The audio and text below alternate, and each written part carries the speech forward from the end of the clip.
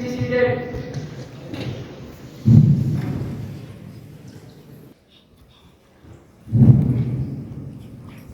A very good afternoon to all. I welcome you all to the third National Youth Parliament session. I hope this session will be fruitful. And now we begin with today's session with other affirmation of newly elected members. Secretary General, please.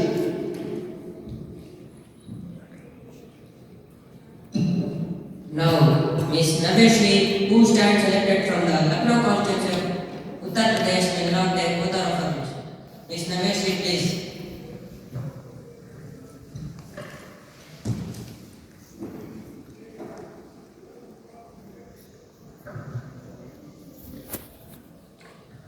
We want to take oath of affirmation. Affirmation, please. In which language do you want to take affirmation? In English, please.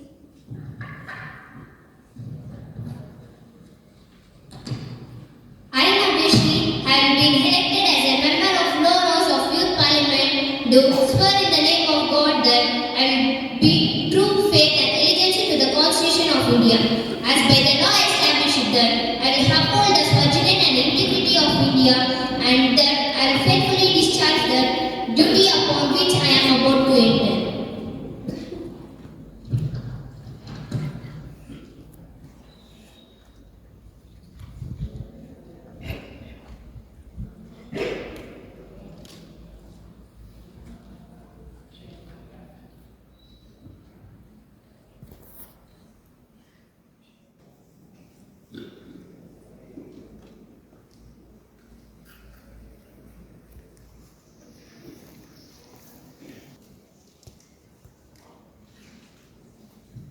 Now, Ms. Lakshmi of Mysore constituency of Karnataka will now take oath of affirmation. Ms. Lakshmi, please.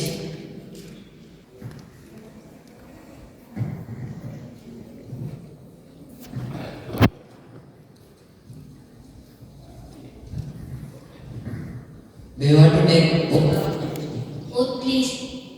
In which language do you want to take oath? Kannada, please. Lakshmi ಎಂಬುವಳಾದ ನಾನು ಲೋಕಸಭೆಯ ಸದಸ್ಯಳಾಗಿ ಚುನಾಯಿತಳಾಗಿ ಕಾನೂನಿನ ಮೂಲಕ ಸ್ಥಾಪಿತವಾದ ಭಾರತದ ಸಂವಿಧಾನಕ್ಕೆ ಸತ್ಯ, ಶ್ರದ್ಧೆ ಮತ್ತು ನಿಷ್ಠೆಯನ್ನು ಹೊಂದಿರುತ್ತೇನೆಂದು ಹಾಗೂ ಭಾರತದ ಸಾರ್ವಭೌಮತ್ವವನ್ನು ಮತ್ತು ಅಖಂಡತೆಯನ್ನು ಎತ್ತಿ ಹಿಡಿಯುತ್ತೇನೆಂದು ಹಾಗೂ ನಾನು ಈಗ ಕೈಗೊಳ್ಳಲಿರುವ ಕರ್ತವ್ಯವನ್ನು ಶ್ರದ್ಧಾಪೂರ್ವಕವಾಗಿ ನಿರ್ವಹಿಸುತ್ತೇನೆಂದು ದೇವರ ಹೆಸರಿನಲ್ಲಿ ಪ್ರಮಾಣ ಮಾಡುತ್ತೇನೆ.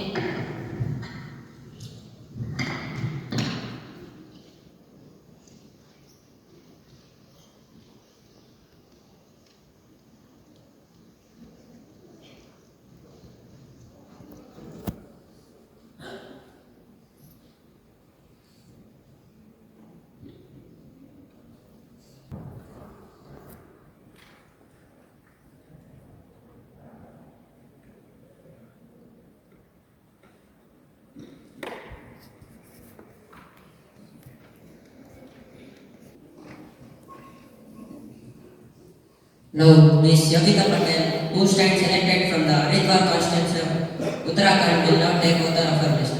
Ms. Yogita Patel, please.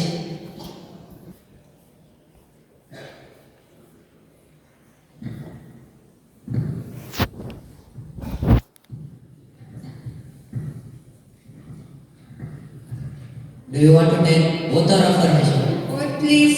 Which language do you want to take oath? Hindi, please. मैं योगिता पटेल ईश्वर की शपथ लेती हूँ कि मैं भारत के प्रभुत्व और अखंडता अक्षुण्ण रखूंगी और पूर्ण श्रद्धा एवं निष्ठा के साथ संविधान के नियमों एवं कानूनों का पालन करूंगी तथा सत्य के मार्ग पर चलते हुए ईमानदारी के साथ कार्य करूंगी.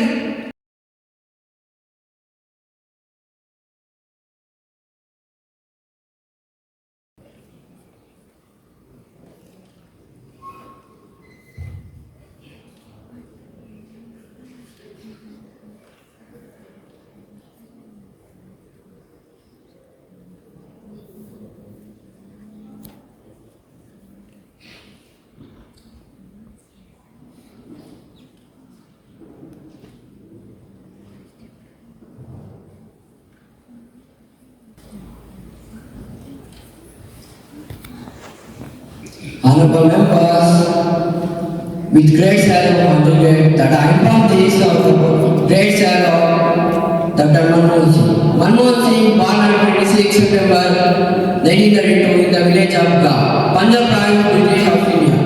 He was an Indian politician, economic, academic and bureaucrat. He served as the Prime Minister from 2004 to 2014. He was the first Prime Minister of Sikh. He served as several key posters in Indian government, such as Chief Economic Advisor in 1972 to 1976, Governor of the Reserve Bank of India 1982 to 1985, and Head of the Planning Commission 1985 to 1987. He died on 26 December 2024 at the age of 92 years. Honorable Speaker, sir, I would like to express my heartfelt condolences to the demise of Sri Dr. Manmohan Singh. Singh was first elected to the upper house of the parliament, the Rajya Sabha, in 1991 by the legislature of the state of Assam, and was re-elected in 1995, 2001, 2007, and 2013. From 1982 to 2004, while Bharatiya Janata Party was in power, Manmohan Singh was the leader of opposition in Rajya Sabha, and he is the Minister of External Affairs of India from 2005 to 2006 and Prime Minister of India from 2004 to 2014 and the Governor of Reserve Bank of India from 1982 to 1985. Thank you, sir. Honorable Speaker, sir, I would like to express my heartfelt condolences to the demands of Dr. Manmohan Singh. In 2004 parliamentary elections, the Congress party won the parliamentary elections, defeating the ruling party BJP. The Congress party leader Sonia Gandhi declined the prime ministership and without recommending Dr. Manmohan Singh for the post.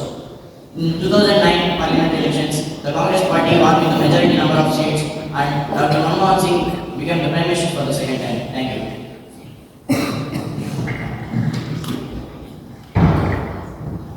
Honorable members, the House may stand in the silence for a while to express our deep sorrow.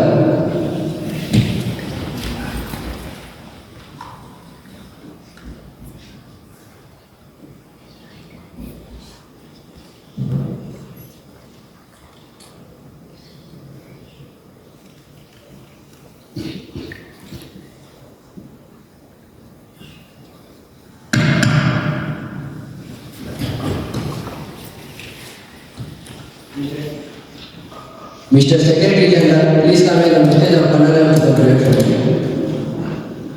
Yes, sir. Honorable Prime Minister, please introduce the new ministers. Speaker, sir, I have great pleasure introducing to you the House, my colleagues, the new ministers. Sri Jeevan Naika, Honorable Minister of Minerals. Sri Surya Kiran, Honorable Minister of Agriculture. Sri Nilesh, Honorable Minister of Social and Justice. Sir, I hope that the induction of these three new ministers, the government will work more effectively. Honorable member, now begin the question. Question number 101, Mr. Kunal, please. Honorable Speaker, sir, with the Honorable Minister of Women, Child and Family Welfare, we please to state first the details and the number of cybercrime committed against women and children during each of the last 3 years. Second, the criteria used by the government to classify any crime as cybercrime. Thank you, sir. Minister of Women, Child and Family Welfare, please. Honorable Speaker, sir, the National Crime Records Bureau (NCRB) compiles and publishes the statistical data on cybercrimes against women and children. It publishes the statistical data in it. And the latest published report is for the year 2022. And as per the data mentioned by NCRB, in communication involved devices and medium targets, including the cybercrimes against women and children, and also in the states and union territories like Dadra and Nagar Haveli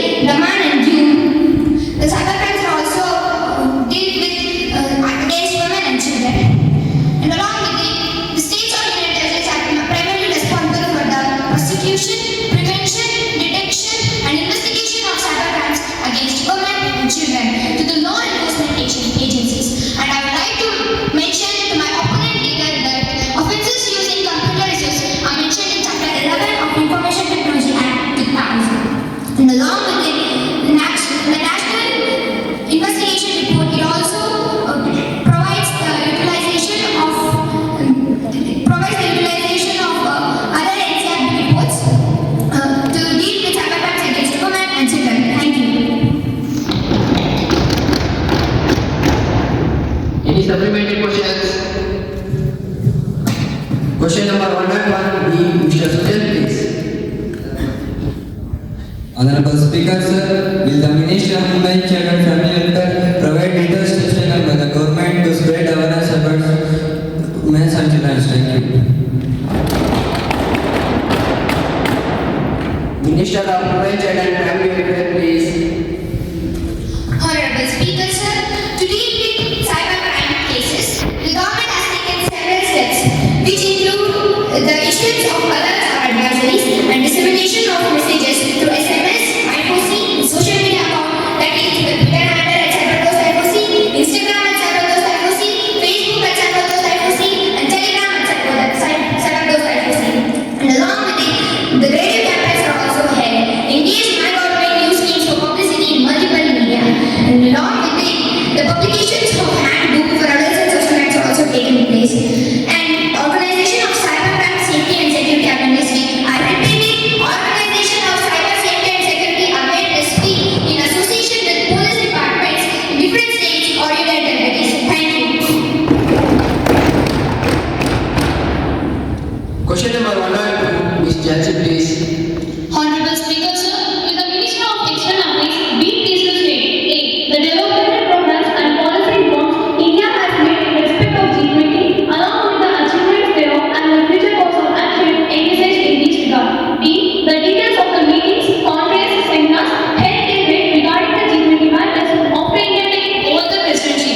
C. Whether these have been beneficial for the country with these meetings, congress, seminars apart from the global recognition of our country. And D. The details of the plans in pipeline for India as a president of G20. Thank you. Minister of External Affairs, please. Honorable Speaker, sir, I take this opportunity to answer the question of our opposition party member.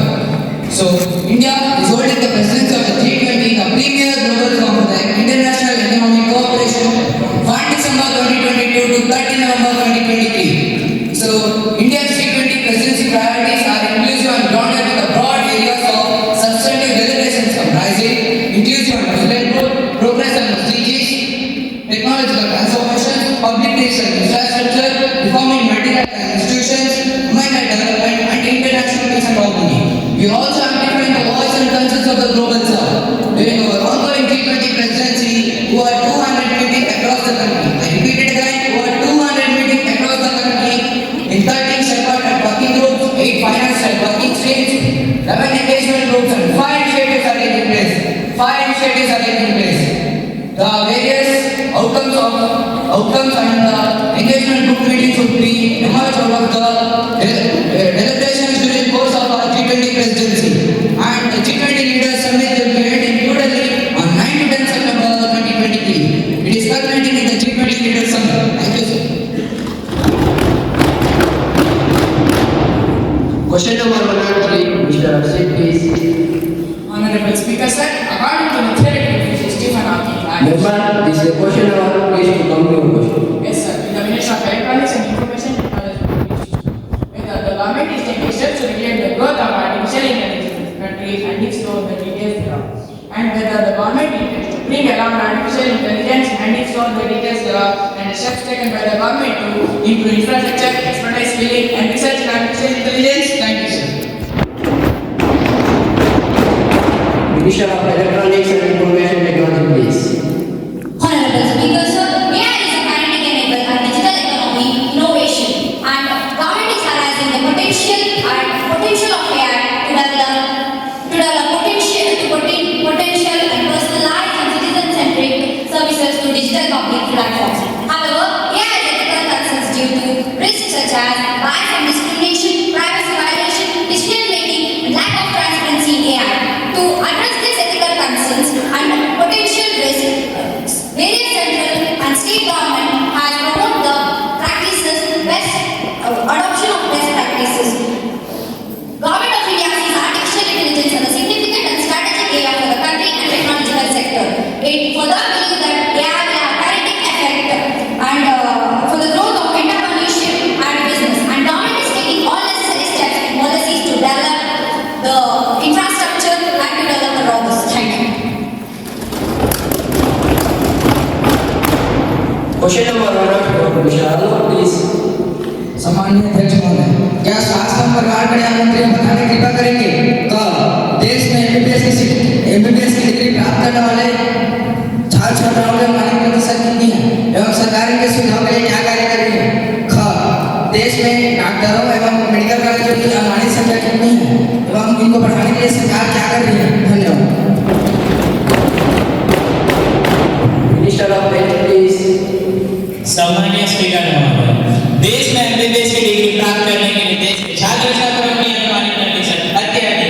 सरकार ने medical कॉलेजों की संख्या एवं MBBS की सीटों में वृद्धि की है। मेडिकल कॉलेजों में कुल 82% तक की वृद्धि की गई है, जो 2014 से पहले से 387 हुआ करता था, वो बढ़कर अब 704 हो गया है। इसके अतिरिक्त एमबीबीएस की सीटों में भी 110% तक की वृद्धि की गई है, जो 2014 से पहले सिर्फ 51,429 था, लेकिन अब बढ़कर 1,07,948 हो गए हैं। एक बार अच्छे से सुनिए, 1,07,948 हो गए हैं। साथ ही साथ पीजी सीटों में 117% तक की वृद्धि की गई है, जो पहले 2014 से पहले सिर्फ 51,348 था, लेकिन अब बढ़कर 67,802 कर दिया गया है। अगर बात करें डॉक्टरों की, तो एनएमसी द्वारा जून 2022 तक की जानकारी के अनुसार एसएमसी और एनएमसी में 13,07,809 नए डॉक्टर पंजीकृत है, जिनकी संख्या 80% तक बढ़ी है। धन्यवाद। Question number 105 Mr. Nikita, please. Speaker sir, India's population is over 1.4 billion. I repeat, 1.4 billion. Then why does the nation consistently achieve a lower number of Olympic medals? Minister of Sports and Youth Affairs, please.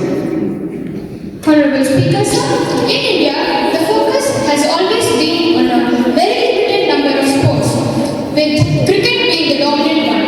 As a result, the other sports are not getting adequate amount of attention or even funding. Countries with smaller populations often have more efficient talent identification and development systems. In many of the developed countries, sports are integrated into the education system and are a part of daily life. Whereas in India, the education system mostly prioritizes academics over sports, which limits the opportunities for young athletes to excel in sports or to receive professional training from an early age.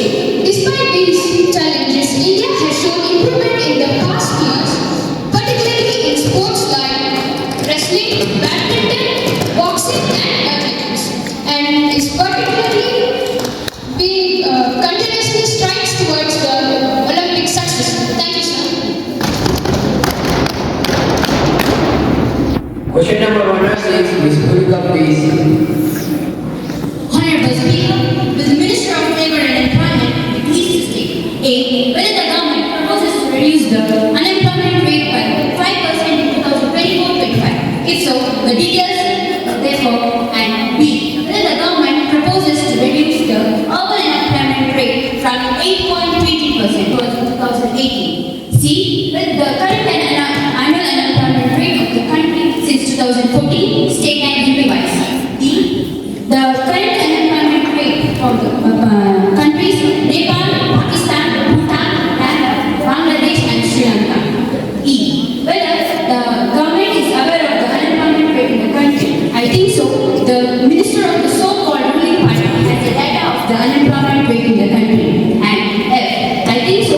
He is also implementing the ways to control this case. G. Whether the government is aware of the unemployment in the country is very high and measures taken by the government and the proposals to be taken by the government to reduce this case. Thank you. Minister of Labour and Employment, please.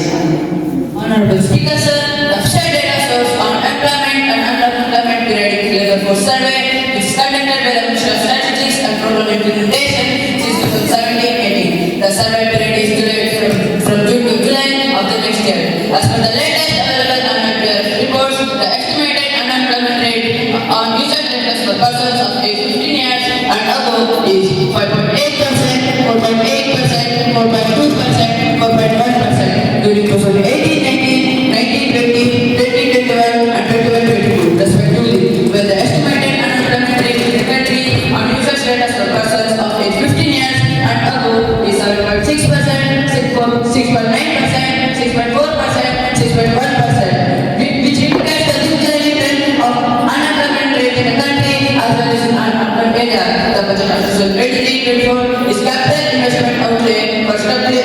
33% of crystal land wave. I will repeat, 33% of crystal land wave, which would be 3.3% of GDP. I would like to say to opposite member that the other countries in our country maintain the unemployment rate in the country.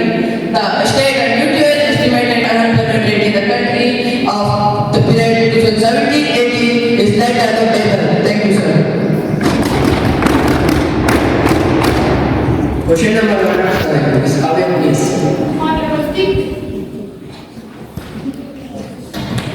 Honorable Speaker, sir, will the Minister of Space and Technology please to be state what has India achieved after launching Mangalyaan? Thank you. Minister of Space and Technology, please. Honorable Speaker, sir, India's Mangalyaan mission or Mars rocket mission has achieved several milestones. A. In space exploration, India stood in first place, first Asian country to orbit Mars, and India also stands in the fourth place to space agencies to orbit Mars. And India has also demonstrated that it could conduct cost-effectively space missions. B. Scientific knowledge. India has collected some specific data on the Mars surface, atmosphere, and radiations. And C. Inspiration. India's space missions has inspired interest in STEM quality fields for students of Indian STEM youth. Thank you, sir. Honorable member, now the zero question of the by Ms. Ananya, please. माननीय अध्यक्ष महोदय, जवानी जरूरत पर क्रिया बनाने के बारे में लिखी पहला मेक इन इंडिया कार्यक्रम की विशेषता और उद्देश्य क्या है? दूसरा, इस कार्यक्रम को बढ़ावा देने के लिए सरकार द्वारा अब तक कौन से कदम उठाए गए हैं? तीसरा, पश्चिम बंगाल के शब्दों में मेक इन इंडिया कार्यक्रम की सफलता की स्थिति क्या है? धन्यवाद। Minister of Industry and Commerce, please. माननीय अध्यक्ष महोदय, मेक इन इंडिया कार्यक्रम की शुरुआत 25 सितंबर 2014 में की गई थी, जिसका उद्देश्य निवेश की सहायता करना, नौकरियों को प्रोत्साहित करना, सर्वोत्तम सेवा का निर्माण करना है। मेक इन इंडिया के अंतर्गत 27 क्षेत्रों पर मुख्य रूप से ध्यान केंद्रित किया जा रहा है। उद्योग और आर्थिक व्यापार विभाग 15 विनिर्माण क्षेत्रों के लिए कार्य तथा योजनाओं का समन्वय करता है, जबकि वाणिज्य विभाग 12 सेवा क्षेत्रों के लिए कार्य तथा योजनाओं का समन्वय करता है। अंतर्राष्ट्रीय सेवा को बढ़ाने तथा विदेश में घरेलू और विदेशी दोनों प्रकार के समर्थन करने के लिए राज्य सरकारों, मंत्रालयों और विदेश में भारतीय मिशन द्वारा आउटरीच कार्यकलाप शुरू किए जा रहे हैं। मेक इन इंडिया कार्यक्रम के तहत केंद्र सरकार के विभिन्न विभागों, मंत्रालयों और विभिन्न राज्य सरकारों द्वारा भी कार्यकलाप शुरू किए जा रहे हैं। मंत्रालय अपने कार्य क्षेत्र में आने वाले क्षेत्रों के लिए कार्य योजनाएं, कार्यक्रमों, स्कीमों और नीतियों का निर्माण करती है, जबकि निवेश आकर्षित करने की राज्य की स्वयं की स्कीमें भी हैं। पश्चिम बंगाल में कार्य निर्वहन करने वाले मंत्रालयों से प्राप्त सूचना के अनुसार 4 क्षेत्र अर्थात व्हाइट गुड्स, खाद्य प्रसंस्करण, वस्त्र और स्टील में PLI स्कीम के अंतर्गत 8 कंपनियों का चयन किया गया है। चयनित कंपनियों ने 4 जिलों अर्थात हावड़ा, उत्तरी परगना, मेदिनीपुर पूर्व और पश्चिम परगना में अपनी विनिर्माण इकाई स्थापित करने का प्रस्ताव किया है। जिलों के बीच और विदेश में FEIDT अंतर्वाद के माध्यम से सूचित देश के मामले में पश्चिम बंगाल वित्तीय वर्ष 2021-22 में 90वें स्थान पर आ गया है। धन्यवाद। Ms. Yanshika, please. Honorable Speaker, sir, recently our country celebrated the 4th anniversary of implementation of National Education Policy 2020 by organizing the Akhil Bharatiya Shiksha Sukam. Now it's time to contemplate the impacts of NEP's vision on education. I would like to know whether the NEP has made any significant step towards bridging the rural and urban, dividing and reducing the educational disparities. It was said that there will be multiple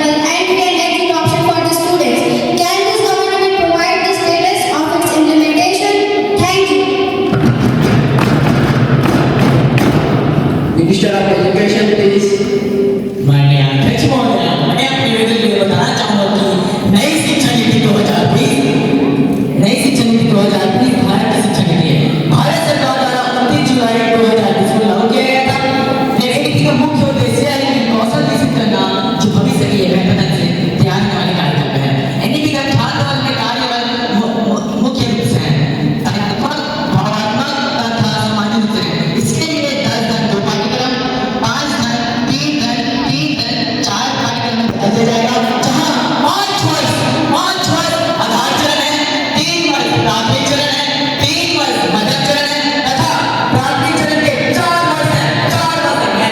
ये कहना चाहूंगा, आधार चरण के 5 वर्ष है, मध्यम चरण के 3 वर्ष है तथा प्राथमिक चरण के 4 वर्ष है। सकल चरण को बढ़ाने के अधिकांश स्कूल में MEES लागू किया जा रहा है। MEES सेक्शन 1 से 2023 से 2024 तक लागू हो जाएगा। धन्यवाद। Mr. Prajwal, please. Honorable Speaker, sir, as the Minister of Environment, Forest and Climate Change, we please to state, A, the state where the project plan is being implemented at present. I will repeat it, the state where the project plan is being implemented at present. B, the details of budget allocation during the last 3 years. C, the fund reached to the state government under the project tiger during last 3 years. D, the method taken to avoid wild mega conflict and protect from unnatural death. I repeat it, protect from unnatural death. Thank you, sir. Minister of Environment, Forest and Climate Change, please. The project Tiger is being implemented in 18 Tiger Rail states, and the details are annexed. And the states are Assam, Arunachal Pradesh, Bihar, Chhattisgarh, Jharkhand, Uttarakhand, Uttar Pradesh, Tamil Nadu, and West Bengal. The government of India, through the National Tiger Conservation Authority, has advocated three-pronged strategy to manage human tiger interaction as follows: material and logistical support, funding support to the ongoing centrally sponsored scheme of Project Tiger is provided to Tiger Reserve for acquiring capacity in terms of material and infrastructure to deal with tiger dispersing out of source area to restricting such that they are suboptimal. We service core or critical tiger habitat area which are judicious enough to facilitate dispersal to other than source area. The National Tiger Conservation Authority has advocated 3 standard operating procedures to deal with human-animal conflict and which are available in public domain. 1. To deal with emergency arising due to straying of tiger in human domain land and to take care of the land and to control the death rate of the tiger. The government of India has established national park and tiger reserves in 18 tiger rail states. For example, Bandarghatta Tiger Reserve, Bandipur National Park and Sundarban Reserve, etc. Thank you. Now, the question involving which privilege? Mr. Abhinav, please. Honorable Speaker, sir, I see respect of privilege and committed by some members using the mobile phone to record the proceeding of the House. While sitting with the chairman, such condition like the Parliament budgets and given the notice of privilege motion to the members mentioned, I would like to know the status of my privilege motion. Thank you, sir. Mr. Abhinav, yes, the chair has used the privilege motion of which privilege? There is a procedure we have to adhere to. It is under consideration of the chair. The chair will get back to you. Now, the papers to be laid on the table.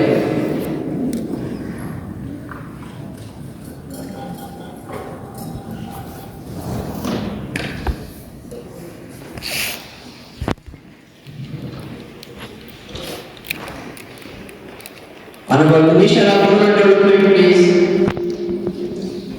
Honorable Speaker, sir, I beg to have a table regarding the review by the government of the National Subsidiaries Finance and Development Corporation.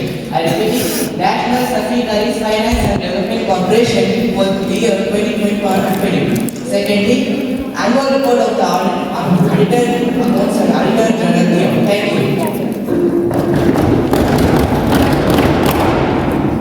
Honorable Minister of Railways, please. Honorable Speaker, sir, I beg to learn a copy of the view by the government of working Dry Land Development Authority for the year 2023 to 2024. Thank you, sir.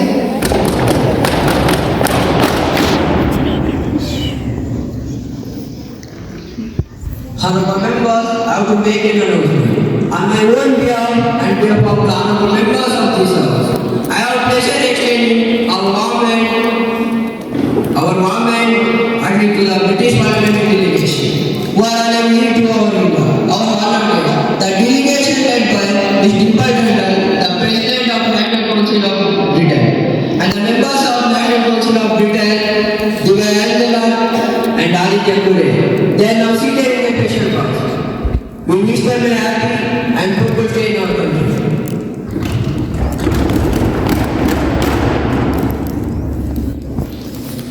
A message from upper chamber of the House of Youth Parliament. Mr. Secretary General to report the message from upper chamber of the Youth Parliament.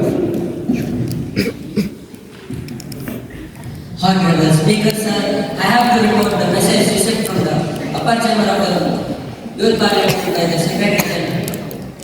In accordance with the provisions and the rules of procedure and the conduct of business in the upper chamber, I have directed to enclose the Child Prohibition Amendment Bill 2023 at its sitting held at July 30, 2020. Thank you.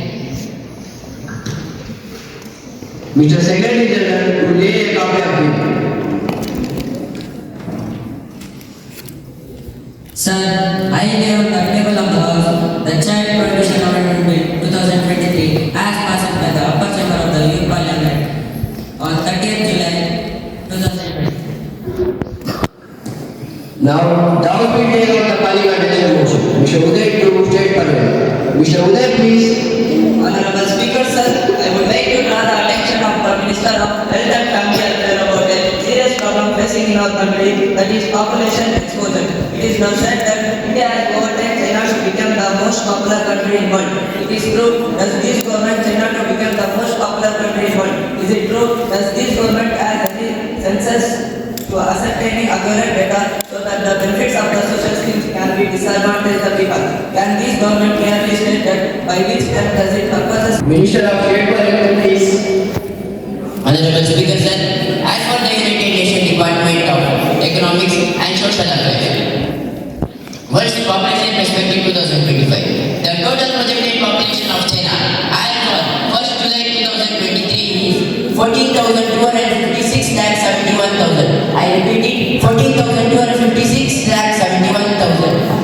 The total projected population of India as report given by the Technical Group on Population Protection published by the National Commission Ministry of Health and Family Welfare is 13,923 lakh 29,000. I repeat it, 13,923 lakh 29,000. The interest of government for conducting census 2021 has been observed in the Gazette of India. I repeat it, reported in the Gazette of India due to the outbreak of COVID-19 pandemic. The census 2021 and the delay-related field activities has been postponed. Thank you. Now, the legislative business will be taken.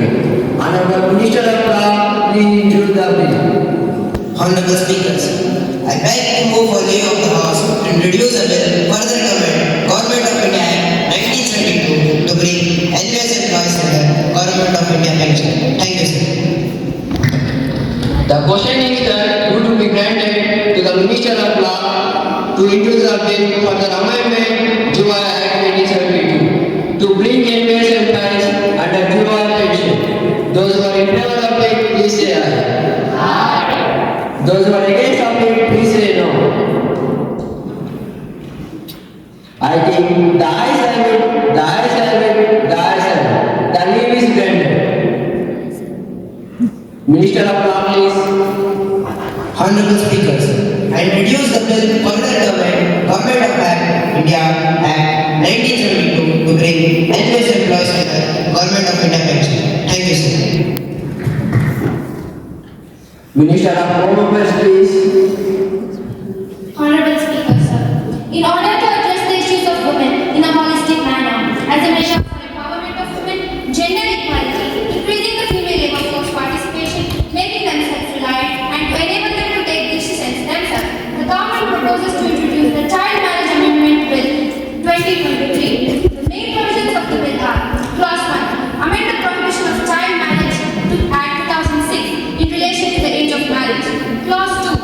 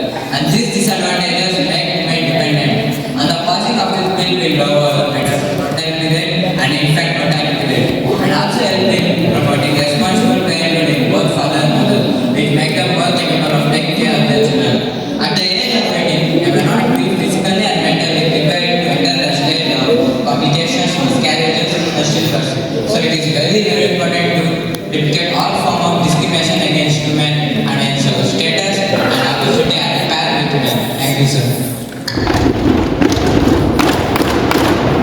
Honorable Opposition Leader, please.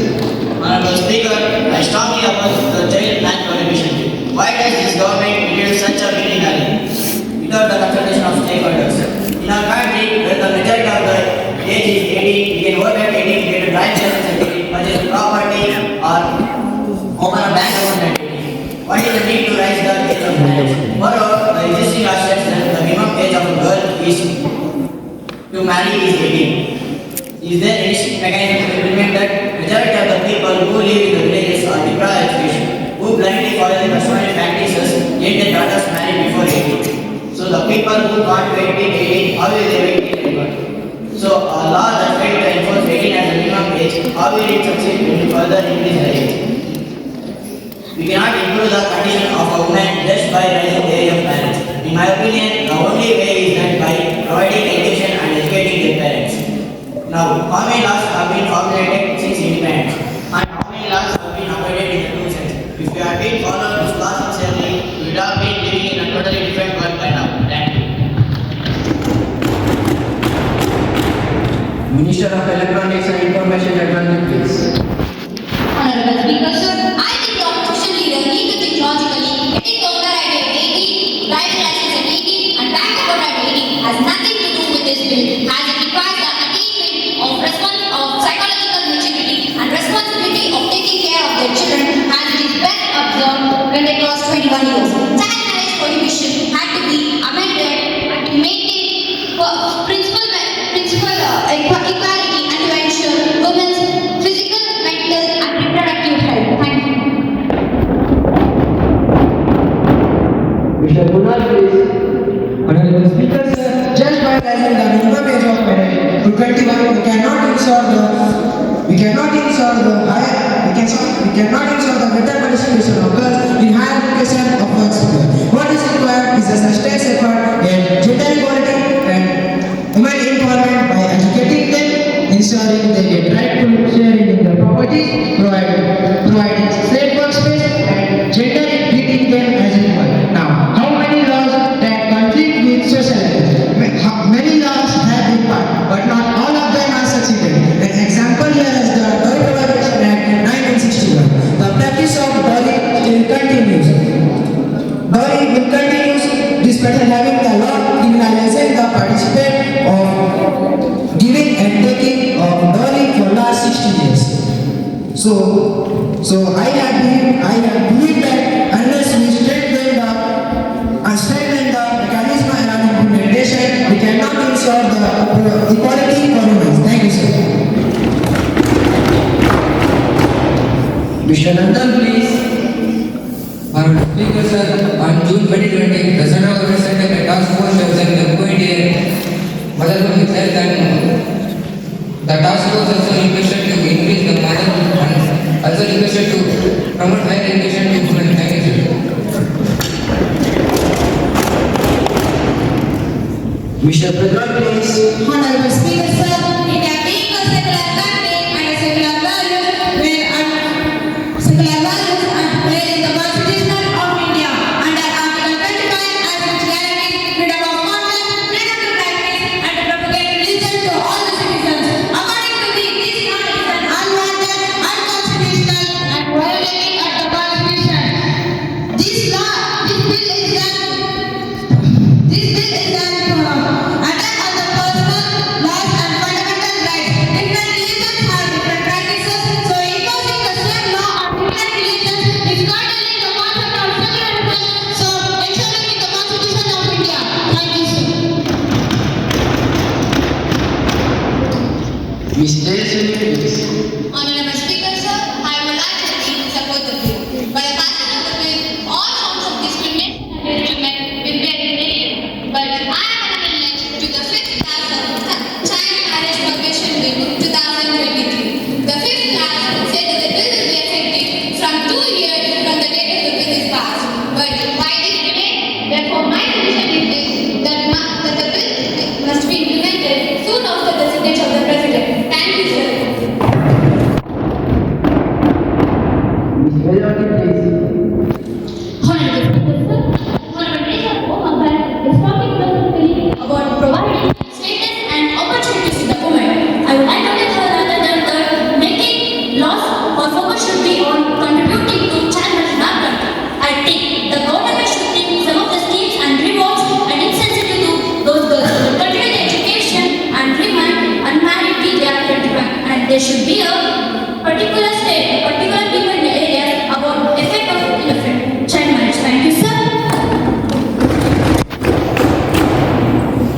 Honorable Minister of Home Affairs, please.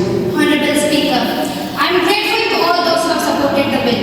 I am also grateful to those who have given the constructive criticism on the bill. With regard to the main suggestion given by the opposition, I would like to say that fixing 21 years as the minimum age for marriage will be a decisive step in India's history. How can it be a violation of fundamental rights? This bill is only to achieve various goals like improvement in maternal and infant mortality rate, gender equality, nutritional level, which will lead to the empowerment of women. Our honorable opposition, I think they are not aware of the maternal deaths, newborn deaths and stillbirth that have put India onto the global hotspot. According to a recent report published by WHO and UNICEF, among the countries witnessing the highest number of mortality rate, India accounts to 60% of the total. I repeat, 60% of the total. The main reason behind this is getting our daughters married at a very young age. We need to put an end to this practice. This can happen only when we raise the minimum age for marriage to 21. Let our daughters get education, be independent, and let them take their own decisions by themselves. Our honorable member of opposition also talked about incentives and schemes. I think she is not aware of schemes like Beti Bachao, Beti Padhao and Sukanya Samriddhi Yojana, which provides incentives to people to treat their daughters equally like their sons and to provide education to their daughters.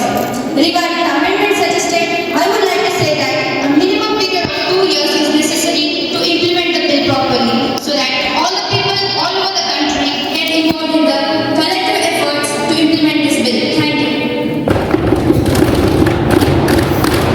Now, the question is the child marriage provision bill 2023 to be taken up class by class consideration. Those who are in favor of it, please say aye. Those who are against of it, please say no. I think the ayes have it, the ayes have it, the ayes have it. The motion is adopted. Now we shall take class by class consideration of the bill.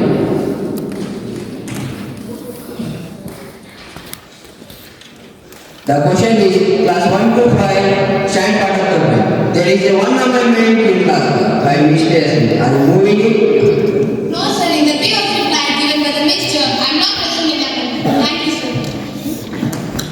The question is class 1 to 4 stand part of the bill. Those who are in favor of it, please say aye. Aye. Those who are against of it, please say no. I think the ayes have it, the ayes have it, the ayes have it. The question is class 1 title stand part of it. Those who are in favor of it, please say aye. Aye. Those who are against of it, please say no. The motion is adopted. Class 1 title stand part of the bill. Honorable members of Home Affairs, please. Speaker, sir, I move that the bill is passed. Minister of Social Justice and Empowerment, please. Honorable Speaker, sir, I will support this bill. Motion moved. The bill be passed. Those who are in favor of it, please say aye. Those who are against of it, please say no. Motion moved. The bill be passed. Down is adjourned to meet at tomorrow 11.